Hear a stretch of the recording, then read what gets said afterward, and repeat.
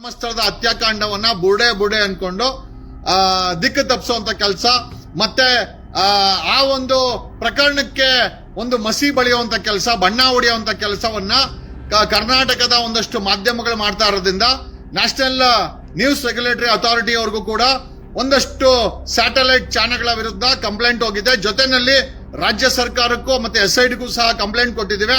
ಇವ್ರು ಯಾಕೆ ಈ ಮಾಧ್ಯಮಗಳು ಬುಡೆ ಅನ್ಕೊಂಡು ನೆಗೆಟಿವ್ ಸ್ಟೋರಿ ಮಾಡ್ತಾ ಇದ್ದಾರೆ? ಇವ್ರುಗಳಿಗೆ ಏನಾದ್ರು ಕೊಲೆಗಾರಗಳು ಬ್ರೀಫ್ ಕೇಸ್ಗಳೇನಾದ್ರು ಕೊಟ್ಟಿದ್ದಾರೆ ಇದ್ರ ಬಗ್ಗೆ ತನಿಖೆ ಆಗ್ಬೇಕು ಅಂತ ಹೇಳಿ ಮಾಧ್ಯಮಗಳ ಕೆಲ ಮಾಧ್ಯಮಗಳು, ಎಲ್ಲಾ ಮಾಧ್ಯಮ ಅಲ್ಲ, ಯಾವ ಮಾಧ್ಯಮ ಅಂತ ರಾಜ್ಯ ಸರ್ಕಾರ ಬೇಕಾದ್ರೆ ಹೇಳ್ಕೊಂಡ್ಲಿ. But we have filed a complaint to national news regulatory authority. Licence ಅನ್ನೇ ಕ್ಯಾನ್ಸಲ್ ಮಾಡಿ ಅಂತ ಹೇಳ್ತಾ ಇದ್ದೀವಿ.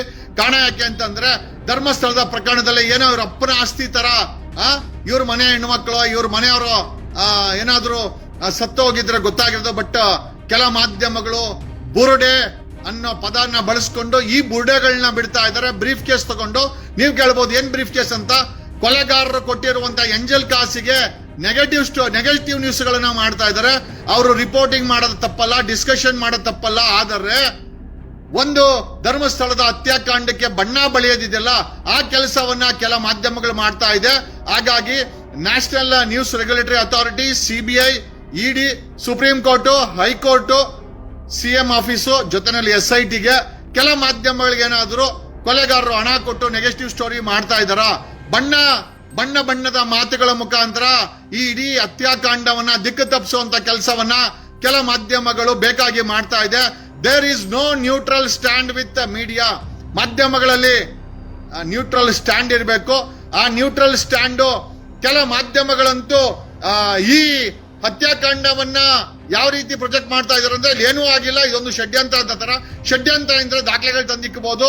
ಅಟ್ಲೀಸ್ಟ್ ಇನ್ವೆಸ್ಟಿಗೇಟಿವ್ ಜರ್ನಲಿಸಂ ಅಲ್ಲಿ ಇವ್ರ ಯೋಗ್ಯತೆಗೆ ಬೆಂಕಿ ಹಾಕ. ಇನ್ವೆಸ್ಟಿಗೇಟಿವ್ ಜರ್ನಲಿಸಂ ಇವ್ರಿಗೆ ಗೊತ್ತಿಲ್ಲ. ಇವ್ರಿಗೆ ಗೊತ್ತಿರೋದು brief case journalism. Brief case ಇಟ್ಕೊಂಡು ಯಾವನ ಹಣ ಕೊಡ್ತಾನೋ ಅವ್ರ ಪರವಾಗಿ ನ್ಯೂಸ್ ಅನ್ನ ಓಡಿಸಿ ನೆಗೆಟಿವ್ ಸ್ಟೋರಿ ಮಾಡಿ ಜನರಿಗೆ ಬೇಡದಿರುವಂತ ವಿಚಾರಗಳನ್ನ ತಲೆಗೆ ತುಂಬಿ I think they are only trying to deviate the entire investigation of SIT. ಹಾಗಾಗಿ ಕೆಲ ಮಾಧ್ಯಮಗಳ ವಿರುದ್ಧ ನಮಗೆ ಯಾವ ಮಾಧ್ಯಮಗಳು ಈ ರೀತಿ ನೆಗೆಟಿವ್ ಸ್ಟೋರಿ ಬುಲ್ಡೆ ಅಂತ ಇದ್ದಾರೆ ಅವರ ವಿರುದ್ಧ CBIಗೆ, EDಗೆ. ಯಾಕೆ ಅಂತಂದ್ರೆ ಇವರುಗಳಿಗೆ ಪೇಮೆಂಟ್ ಕ್ಯಾಶ್ ಅಲ್ಲಿ ಆಗಿದೆ, ಬ್ರೀಫ್ ಕೇಸ್ ಅಲ್ಲಿ ಆಗಿದೆ ಅಂತಂದ್ರೆ.